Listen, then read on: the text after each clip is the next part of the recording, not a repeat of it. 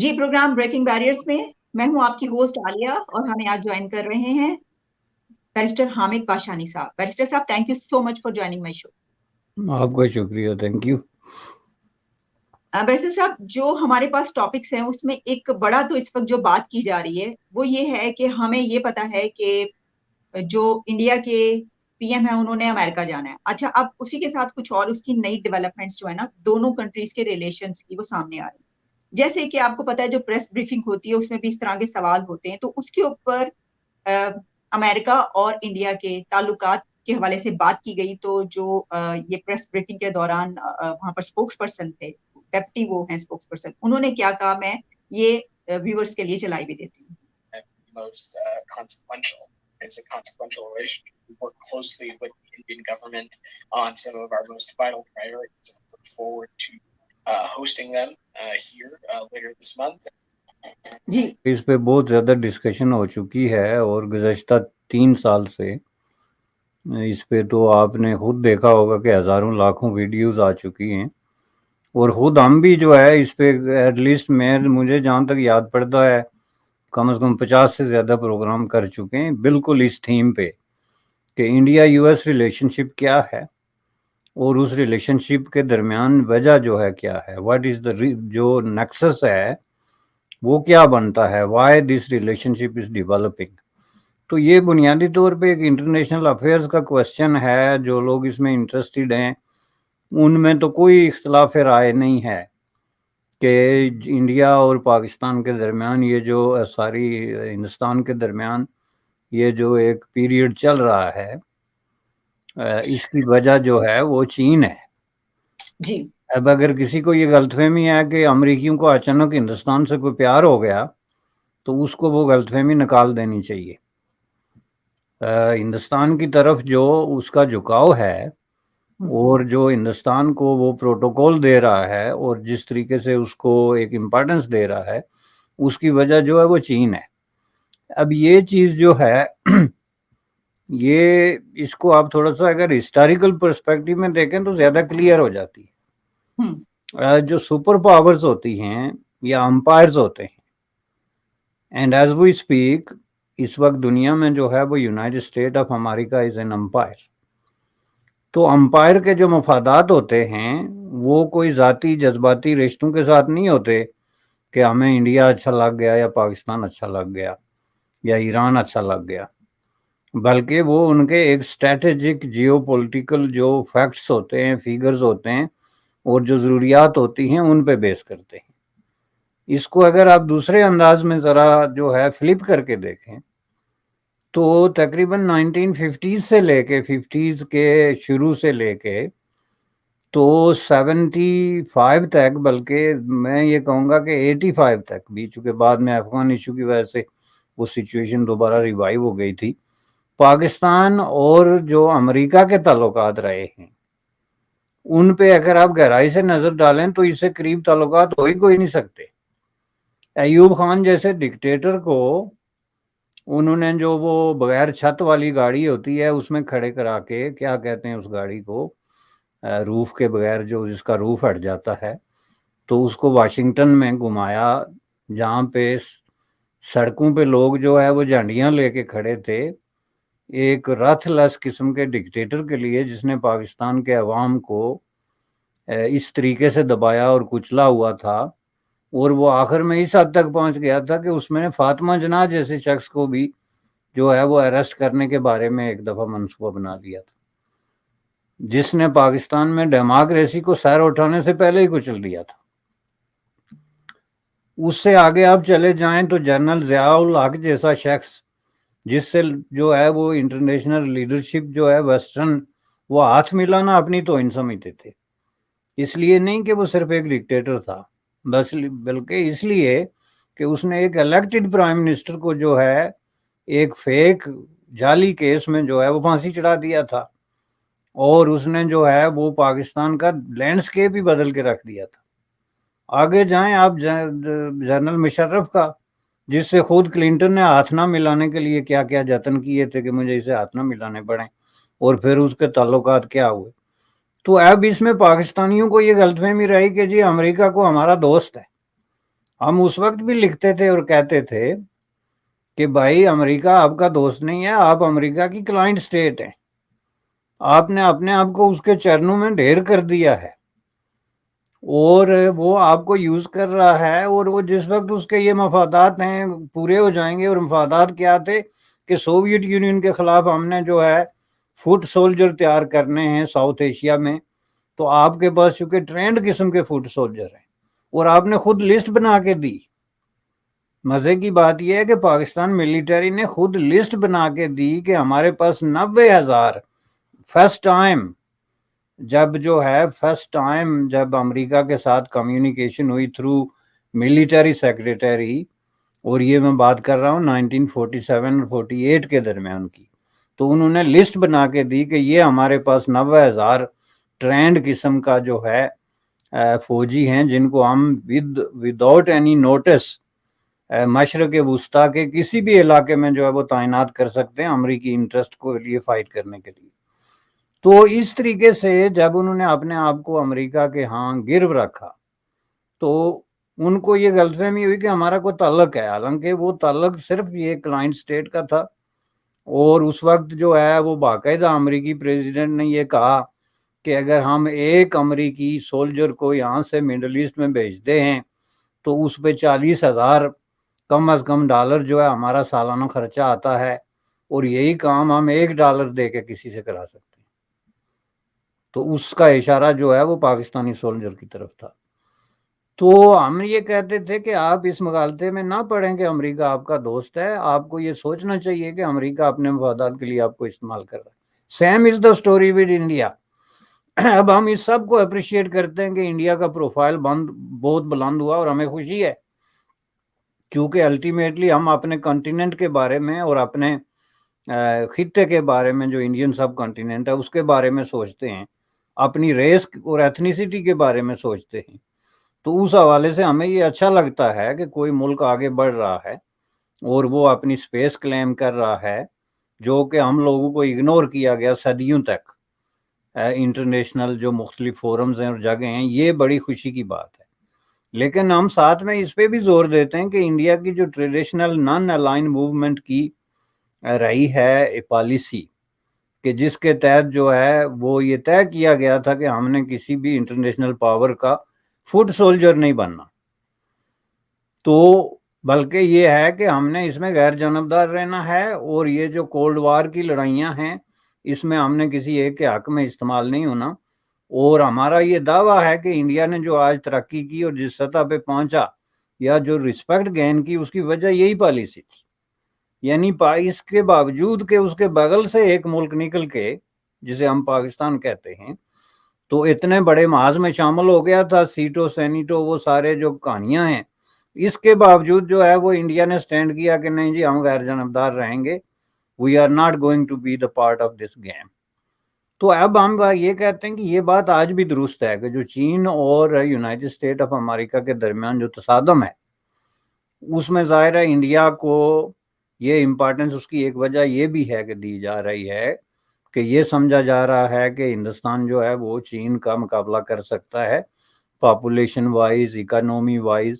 اور سب سے بڑی بات یہ ہے کہ انڈیا ایک ڈیموکریسی ہے جس کی ویلیوز جو ہیں وہ بڑی حد تک امریکی ویلیوز کے ساتھ ملتی ہے. تو اس بنیاد پہ میں سمجھتا ہوں کہ یہ کہنا کہ جی مودی صاحب جو ہے وہ ایک گلوبل لیڈر ان کا نظر آ رہا ہے بائیڈن کو ان کے اندر, یا اس طرح کی جو چیزیں ہیں بھی بالکل صحیح ہیں, اور یہ انڈیا کا ایک سٹیچر جو ہے وہ بن گیا ہے جس کو رسپیکٹ کیا جانا چاہیے. لیکن انڈین پوائنٹ آف ویو سے میں سمجھتا ہوں کہ they are on very very slippery slope, کہ اگر وہ اس کولڈ وار کی سچویشن میں, نو میٹر کہ چائنا کے ساتھ ان کی کتنی بڑی دوستی یا دشمنی ہے, لیکن وہ اگر ایک تیسری پاور کے اشارے پہ ایک دوسری پاور کے خلاف جو ہے وہ فٹ سولجر بنتے ہیں, تو ان کا حشر بھی پاکستان سے مختلف نہیں ہوگا, جو کچھ پاکستان کا ہوا ہے اور اب آپ کے سامنے ہے. سر اس میں ڈیولپمنٹس جو دو اور ساتھ بھی نظر آ رہی ہیں. ایک تو یہ کہ کہا جا رہا ہے کہ مودی کیمپ ڈیوڈ بھی وہاں پہ بھی جائیں گے, اور جو امریکہ کے نیشنل سیکورٹی ایڈوائزر ہیں وہ بھی انڈیا میں آ رہے ہیں, اور وہ ملاقات کریں گے انڈیا کے نیشنل سیکورٹی ایڈوائزر کے ساتھ. تو اس میں خاص طور پر جو ڈیفنس ٹائز ہے اس کی اسٹرینتھننگ کی بھی بات کی جا رہی ہے. تو یہ جو دو ایک ڈیولپمنٹس اسی ٹاپک کی نظر آ رہی ہیں آگے, اس پہ آپ کیا تجزیہ کریں؟ بالکل, اس کا میں نے یہی کہا کہ جو بیسک اس کا جو نقطۂ ماسکہ جس کو آپ کہتے ہیں نا, فوکل پوائنٹ, وہ ہے ڈیفنس. اور وہ ڈیفنس جو ہے وہ انڈو پیسیفک اور انڈو چائنا جو سی ہے, جو تصادم ہے جس جگہ پہ جو چین اور امریکہ کے درمیان, وہاں پہ انڈیا ایک بڑی پاور کے طور پہ اس کے ابھرنے کے جو امکانات ہیں اور جو ابھر چکا ہے, اس حساب سے وہ اس کو ظاہرہ ویٹ دے رہے ہیں. ایک تو یہ ہوتا ہے نا کہ جب آپ نے ایک اپنی ایک خاص حیثیت بنا لی تو پھر آپ کو اگنور نہیں کیا جا سکتا. تو اس حساب سے انڈیا نے یہ پروو کر دیا کہ وہ ہر حوالے سے جو ہے وہ چین کو بیٹ کر سکتے ہیں. اس لیے جو بھی ڈیفنس کے حوالے سے جو اسٹریٹجک پالیسیز بن رہی ہیں, خواہ وہ ان کا نیشنل سیکورٹی ایڈوائزر جا رہا ہے آ رہا ہے, اس سب میں جو ہے وہ ڈسکشن کا نقطۂ ماسکہ کیا ہے؟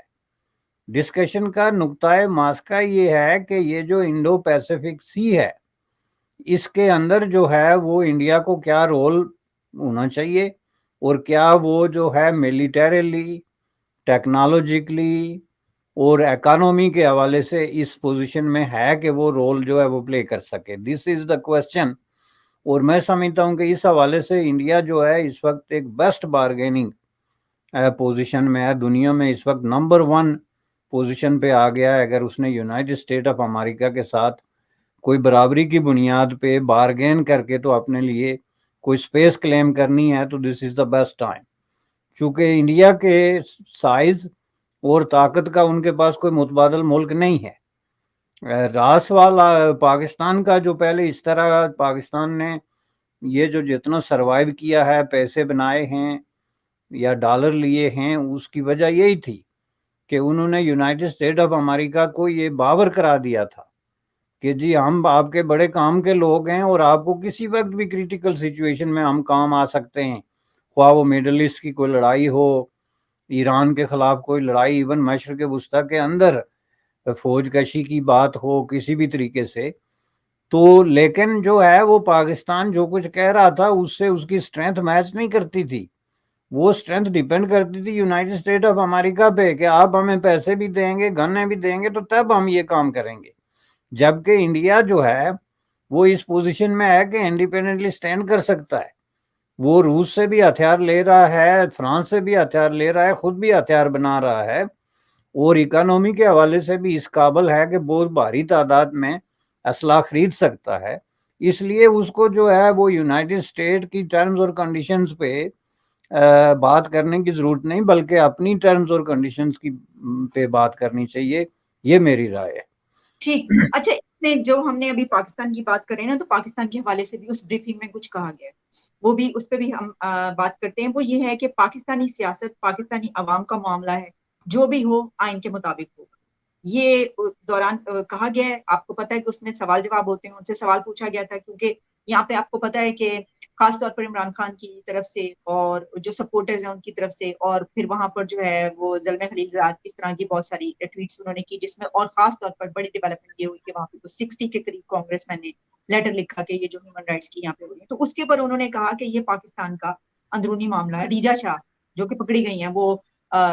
Farmer army chief general Asif Nawaz Janjua کی گرینڈ ڈاٹر ہے. سلمان شاہ جو وہ تھے فائنانس منسٹر, ان کی بیٹی, تو اس کا بھی وہ ڈوئل سٹیزن ہے. تو اس کے پر انہوں نے یہ کہا کہ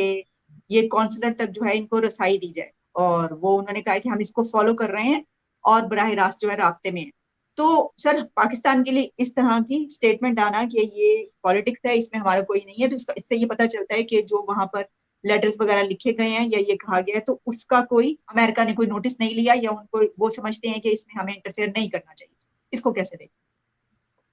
نہیں دیکھیں جی, انہوں نے جو اسٹیٹمنٹ دی ہے اس کا میسج یہ ہے کہ یہ پاکستان کا انٹرنل مسئلہ ہے,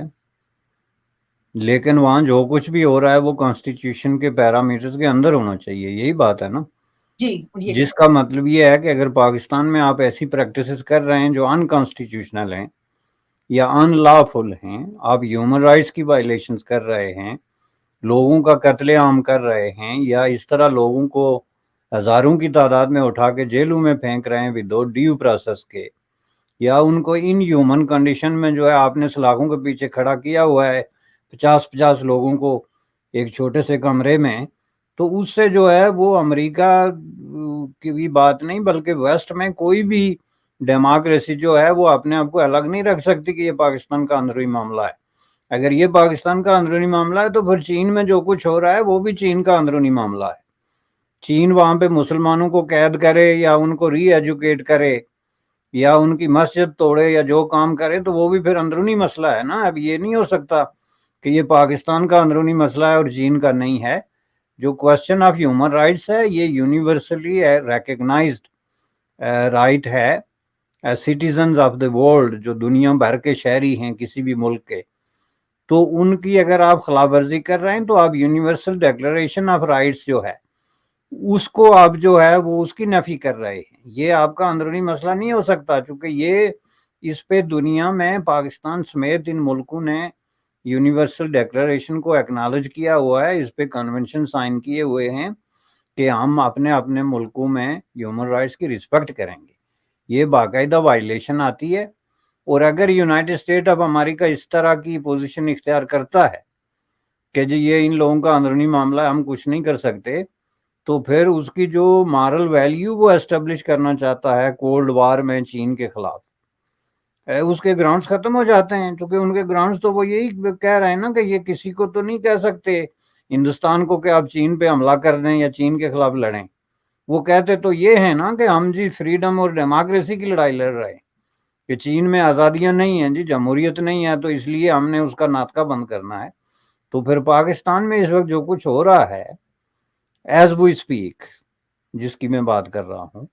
یہ چین سے بھی کہیں زیادہ بدترین ہے۔ اس کی بات یہ نہیں کہ کس کے خلاف ہو رہا ہے، بات یہ ہے کہ یہ کسی کے خلاف بھی ہو رہا ہو، یا 2-4 سال پہلے ان لوگوں کو جو آج حکومت میں ان کے خلاف جو ہو رہا تھا اس وقت بھی ہم یہ کہہ رہے تھے کہ یہ انکانسٹیٹیوشنل ہے اور یہ فنڈامنٹل رائٹس کی جو ہے وہ خلاف ورزی ہے۔ تو اس لیے میں سمجھتا ہوں کہ جو سٹیٹمنٹ انہوں نے دی، وہ اگر یہ کہتے کہ پاکستان میں جو کچھ ہو رہا ہے یہ ان کا اندرونی معاملہ ہے اور ہمیں اس سے کوئی کنسرن نہیں، تو یہ الگ بات تھی۔ لیکن جب انہوں نے یہ کہا کہ وہاں جو کچھ بھی ہو رہا ہے وہ کانسٹیٹیوشن کے مطابق ہونا چاہیے، تو that means they are not irrelevant، اور وہ اپنے آپ کو اس سے بری ذمہ قرار نہیں دے رہے۔ اور یہ جو پاکستان میں اس وقت جن لوگوں کا حکومت پہ جو ہے وہ کنٹرول ہے، ان کو بھی نہیں بھولنا چاہیے کہ یہ دنیا جو ہے اس میں یہ کوئی جو ہے وہ 16ویں یا 15ویں صدی نہیں ہے، یہ 21ویں صدی ہے، 2023 ایز وی اسپیک۔ تو اس میں آپ اس طرح کے شہنشاہوں والے قانون جو ہے